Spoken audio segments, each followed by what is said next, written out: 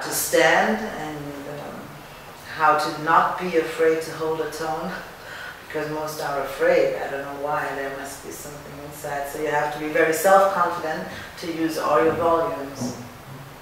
Okay, that's interesting. Hmm. Did you do any classical music ever? Well, I was singing once. This friend is dead already. It's Tom Weitemeyer. Some Berliners may know him, and he made the music. He was doing the whole music for a new perfume. It was I made so many things I always forget.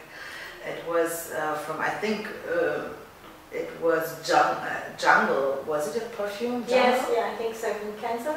Yeah, from Kansas, exactly.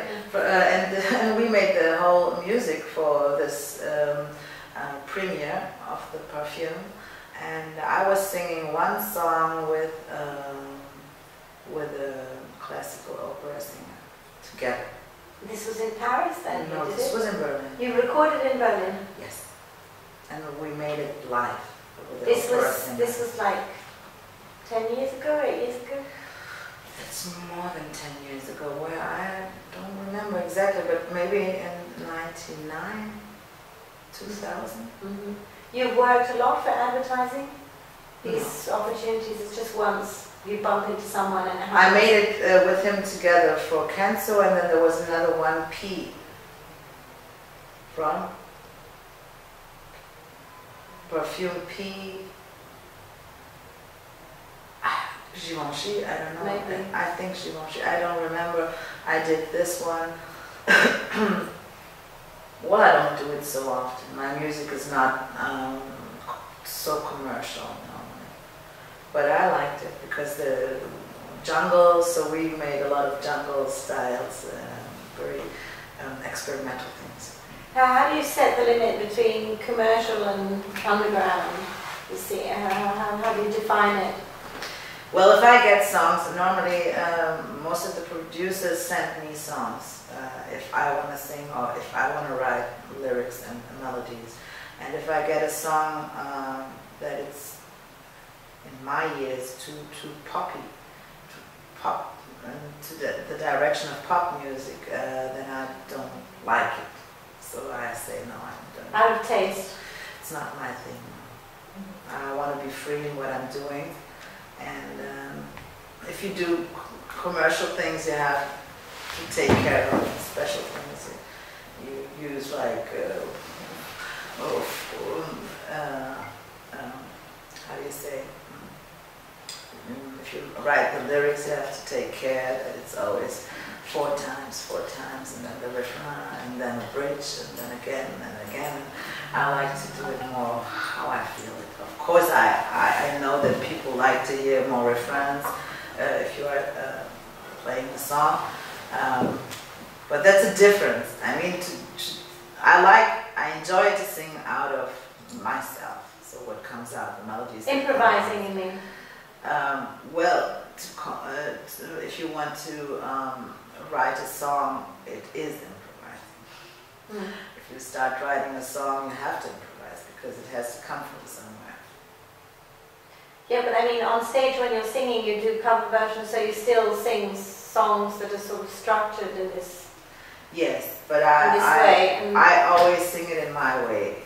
I never try to sing like somebody else, and I change also some things in the song so that I feel comfortable with it. Because I think a singer has to be comfortable, and if you write a song yourself, you know exactly how you want to sing it. And if you sing a song from another singer or another composer, then you should sing it the way you feel it. Because if you do it the same way, it's not special. Yeah, of course. And how do you find that when you're working? You work on the songs before. I mean, some you've known obviously for a very long time. But say someone you have a party and they say, okay, you've got to sing these songs. Oh, does that happen? Oh God, that happened. For weddings. Oh, I was singing on New Year's Eve in Kaliningrad, and And the promoter said, listen, tonight all the places are reserved only for millionaires here tonight. I said, oh, wow, that's going to be a nice party. And he said, yes, but you have to sing one song for us. And I said, what? It's from ABBA, this New Year's song. Oh, I hate this song. I forgot it absolutely. It's deleted out of my brain. I don't know that one. I forgot. Does anybody know? I don't know the Happy New Year one now. No, because nobody knows it in Europe and in Russia. Everybody hears this ABBA song. It's an old ABBA song. And I really don't even not remember the melody because I hate it. I hated it. But I said, okay, come on, it's New Year's Eve. They pay me so much. They want to have fun. They want to be happy. And so I learned the song and I sang ABBA for the first time in my life. I sang it good, but I didn't like it. So you don't like ABBA? I must say they have great compositions. Mm-hmm. And it's quite hard to sing. Everybody thinks, oh, ABBA, they're not so special, but they have very, very hard melodies, very, very hard to sing, and they're good composers. It's not my favorite. No, it's not my thing. But they're great, of course. Who's your favorite? I mean, you said this singer, of course. My favorite singer in the whole world is Ella Fitzgerald. Oh yeah, me too. I adore her. I have a complete record collection, very old records from the 40s and 50s, and there was a time when I was really looking for these old records because I adore this woman. And if you see how she was singing when she was very young and how she was singing when she got older, over 80, and she was still singing, her voice changed so often in her life, I think 3 or 4 times, and still beautiful. She's my absolutely biggest singer on this earth.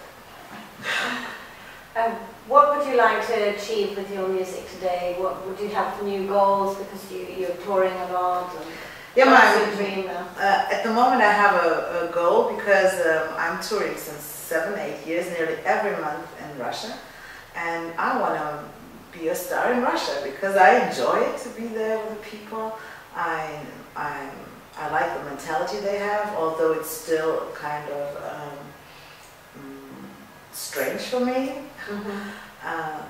It's mystery, but I love it. I have nice conversations when I'm over there. I already have good friendships, and I want to be there more. And I'm planning right now to make a duet with a very famous singer from Moscow, and I'm looking forward to do this. Yes. When is this planned? I'm planning it. I'm planning it right now. We found a producer here from Berlin, and he's gonna make the music, and he's very, very good. And I'm gonna write the lyrics and the melody, and we're gonna record the vocals in Moscow at the beginning of January. And I'm just planning everything right now. And you'd like to move and live in Russia? Not forever, but I would like to live like 1 month and go back to Berlin and stay another month there. Yeah. Do you have someone who's booking for you, who's taking care of you? I have 3 booking managers in How Russia. does that function? How does that work? I have one agency here in Germany, and she's working with different agencies from Russia. So I have 3 agencies in Russia. And how do you meet? How does it start? That you start working with a person, you actually meet her somewhere, or you looked for her on the internet, or it's a personal For my agency? Yes. How did it happen? No. When did you meet? I'm very happy with my agency right now. Before I was in another agency, and I had more possibilities in other countries, but with this agency I'm more in Russia, but I'm very happy about it. Well, I met this agent. Somebody called me and said, we need you. You have to write the lyrics, and do you want to sing? And I said, okay, where, how, and where do I have to go? And so I came to Hamburg, to Lübeck, and recorded my vocals there. And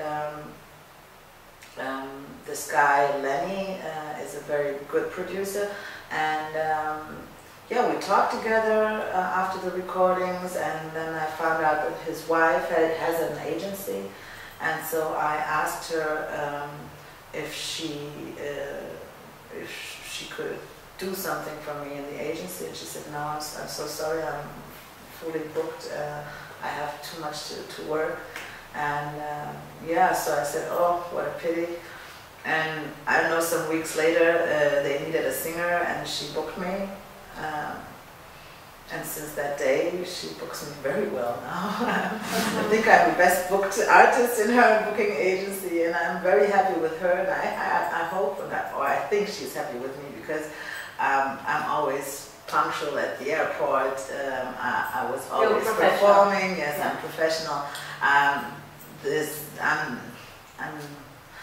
I'm just a normal person, because I have been touring 4 years before with a guy together, and we were very successful. As a duet? Yes, no, the name was, it was a project, it was Diva La Disco. It was called Diva La Disco. Well, I always said, I'm the disco and he's the diva, but the DJ. But and I think I was right, but maybe he's listening. But we were touring 4 years together, and it was very, very successful. Nearly 50 concerts per year, nearly every weekend somewhere else. It was very successful, and I remember we were in Thessaloniki in Greece, and sometimes if we have a special place, we take 1 or 2 days more and stay there, because it's nice and we don't have to pay the flights and everything is fine. And so we were sitting together and had a drink, and then he said, oh, Paula, do you think we both together we will be successful and rich or something, or make money, he said. And I said, well, you know, I'm going to be successful, but I don't know if I'm going to be successful with you. So it was very true in that moment, because I had a lot of problems. You must imagine, I mean, every singer, this is my opinion, every singer wants to live from what he's doing. Every musician, every artist wants to live from what he's doing. And so when you start to reach that point, and you are booked very well, and you go and have these big hotels, 4 and 5 stars, and there's a limousine coming to pick you up from the airport. Everybody treats you good, and really, I mean, I don't know what happened with him, but I remember we were in the best hotel in Belgium, in Brussels, 5-star hotel, and he just said, I hear the cars outside in my room. That shouldn't happen in a 5-star hotel. I said, hey, shut the fuck up. Be happy that you can be here where you are. And this is what he always did. And then he started to argue also with the promoters. Why don't you have the exactly equipment like in the technical rider? And I said, hey, everybody's trying, but sometimes they don't have money enough, or they don't have a good organization. But you have to make the best out of the situation. Yeah? And so that was too often happening. And I remember on the way back from Dubai with Lufthansa, and it's a quite expensive flight with Lufthansa to Dubai. And we had a great gig. We earned a lot of money. We had the best hotels. And he was just arguing with the stewardess. Yeah, and he wrote a letter afterwards, why are your stewards and stewardesses so old at Lufthansa? That's horrible. That is so horrible for me. And so the last gigs I had to do, I was like, I had a cramp here in my throat, because I didn't want to sing anymore. Mm. Yeah. And so I decided, and I told him, listen, we have still 2-3 month gigs, we're going to do it, but then it's over.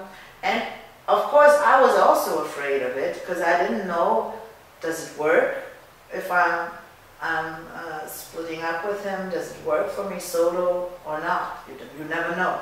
Yeah. And it can change immediately. And he was also afraid, because we earned good money. But I had to make this decision because I was not free anymore. I couldn't sing good anymore, because I was always like suppressed by that feeling. And I said, no, more. I have to stop this. And I must say that was the best thing I could have done. Because since that day, I'm working with so many different people. I'm touring with so many different DJs, alone or with other people. I can decide it by myself. I have no stress when I'm on tour. Yeah.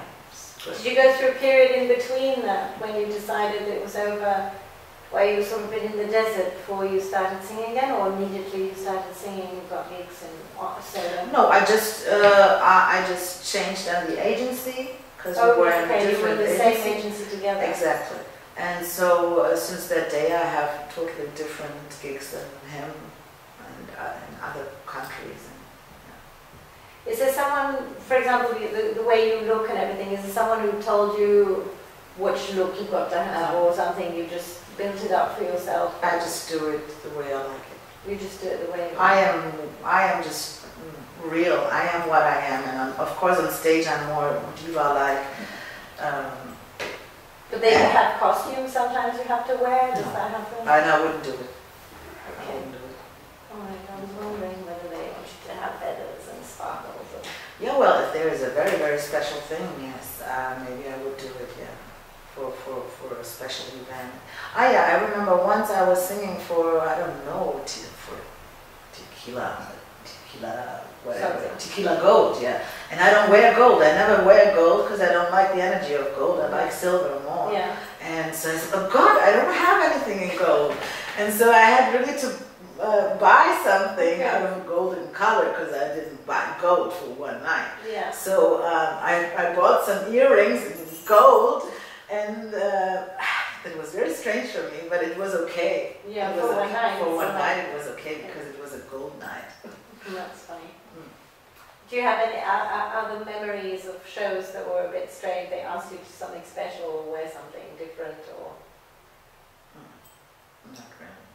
Apart from that. Well, sometimes it's strange what kind of stage I have. Sometimes I have no stage and I say, hey, what the fuck am I doing here? Yes, I'm absolutely relaxed, but if it comes to the sound, for me the sound is very, very important because the microphone is my work. Yeah, I work with the microphone and I have to have a good sound. Everything else doesn't matter, but the sound has to be good. But because then I get a little bit, how do you say? Nervous. You can't hear yourself. Yeah, nervous. Nervous. Uncomfortable. Uncomfortable, yeah. You can't relax as well when you can't hear yourself. Yeah, last week, yeah, I was singing in, where was I? I don't remember where I was last week. Nizhny Novgorod. Well, a name like that, who would remember? I was in Nizhny Novgorod, and I remember we had the sound check, and Vladimir was the technician. Hey, and Vladimir, every time I started to sing and check the microphone, he changed everything. I said, hey, why don't you change it afterwards? Just listen first. And I think I told him 10 times, Vladimir, please don't change anything. And then the promoter said, well, you are the third artist who told him this. And I said, well, could be because, I mean, you have to hear what you first have to hear what you sing. And he changed it all the time. But then, in the night, and I told him, please, tonight, please, don't do it. Don't do it. And then in the night, he was just perfect. He didn't do it. Yeah, and I said, no, he did everything right, absolutely right. And I was like, yeah, Vladimir. And I started my singing on that night. I said, DJ, are you ready? Vladimir, are you ready? And I was really laughing inside because nobody knew who Vladimir was. And he made just like that, and I said, okay, now. Maybe he was happy you said his name. Yeah, but people were, because people were so crazy on that night, they had such a big energy, and I said, DJ, are you ready? And people said, yeah! And then I said, Vladimir, are you ready? And all the people said, yeah! And I was like, yeah, this is a very good start. And it was perfect. So I was very happy. You have your home studio, you record at home? Yes. How do you work when you're writing? You have a special mood, a special moment in the morning? Is there time for you to write? Well, at the moment I'm singing in my bedroom because this is the best acoustic, and so there are phases when I compose and sing. I was 4 weeks on tour in Russia, and when I came back, I wrote about 6 songs in 3 weeks, and I had such a big output because there were happening so many things in these 4 weeks in Russia that I brought so much creativity with me, and so every time I like to sleep how long. I am happy that I don't have to work something else, and I can work just on my music and on my singing life, so I can sleep as long as I want. That's a big luxus what I have, and I know and I appreciate it a lot. And so I stay in bed, I check my emails, I talk to the people, I go on Facebook, and yeah, and then I stand up and go to my microphone and start singing. And when I start singing, sometimes I need 6, 7, 8 hours, and I always think, what, I just started. So the time is running a lot because I'm changing melodies, I'm changing words, I'm trying to find the best melody with the right words, and that takes time. And then I record one vocal file, and on top I sing another harmony and another harmony. So most of the times I have 3 or 4 or 5 or 6 different files, and so the combination of the different, because I don't have a choir, so I make my own choir, Yeah. and so I have to sing a lot and be on the point, and it takes a lot of time. And you do that alone? Mm-hmm. You have someone who mixes for you afterwards? Yeah, of course. I do just the vocals. I have no idea about producing the whole song. What do you use on with your Cubase. Cubase. I have no idea about everything else, just to record my vocals, and I'm happy about that. I have a very, very good microphone, and yeah, I'm happy that I can record that now. I can send my vocals too, but I cannot work the vocals so good that they sound perfect. This has to make a producer. I don't know how it works. And I don't really want to learn it anymore. I think I don't need it because there's so many people who know how to do it. Yeah.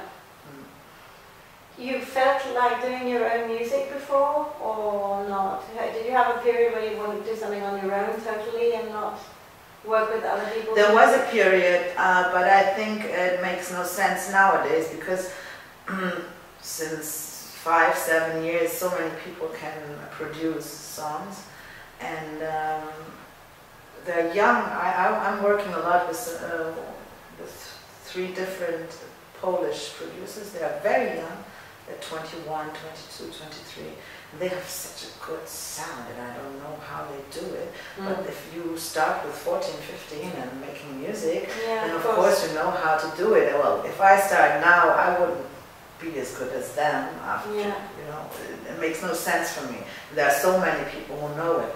And I work with so many different producers from Australia, from France, from Italy, from Greece, from everywhere.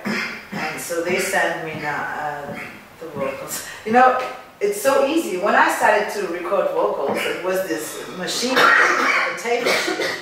You had to tape it. And nowadays you can send emails, you can send files, you can send vocals from one continent to the other. It's very fast. It's incredible, and you can really work with so many different people. How is it working with someone, a French person? Is it different working with a French producer from an Austrian, from a Russian? Do you actually feel different from nationality, from character, or it doesn't make any difference? I don't know. I mean, you can hear the sounds are different. The music productions are different. I don't know. Of course, everybody is different, but... No, I ask because you say you enjoy so much Russia and you like Russia. Are there other, like, do you like France a lot? Is it nice working with the French person? I don't know. Well, the best is if you have, well, I decided for myself, I just work with people where the energy is quite okay, yeah, because you feel it in the first moment if it's okay or not, yeah. And then you do meet physically the producers who work with? Not always, no. So I made 2 records with a Polish guy, and there were hit records in Poland. I've never met him. Yeah, but you were talking about this energy. So if you don't meet them physically, how do you? Well, you have to communicate per email. So you just get the energy through an email. That's enough for you. And the music, of course, that he's sending me. Well, yes, of course. Yeah. But yeah, there are some difficulties with the Polish and the Russian guys because they don't speak so good English, and so they don't understand it. There were some misunderstandings, but it's okay. Musicians have another kind of communication, maybe. I don't know. Yeah, it's possible. I said it once, yes, because I'm so often at the airports, you know, and the special thing about it is when you walk, I walk a lot of hours around the airport sometimes, maybe 6 hours, 7 hours, and so if you see sometimes artists or musicians, they're like connected, they look into each other's eyes, never seen them before, but they know that they are artists. This is very special about it, especially the musicians, they have that, and I like it. And most of the time you start to talk to them, and yeah, they are musicians. Yeah. It's very, very special. Like a family thing, okay. Yeah, no matter where you are around this world. Oh, very special. Have you worked in the US? I've been singing there. Because you have a very American accent when you speak English. Yes, because I was always singing my jazz songs when I was a child. Yeah. So you.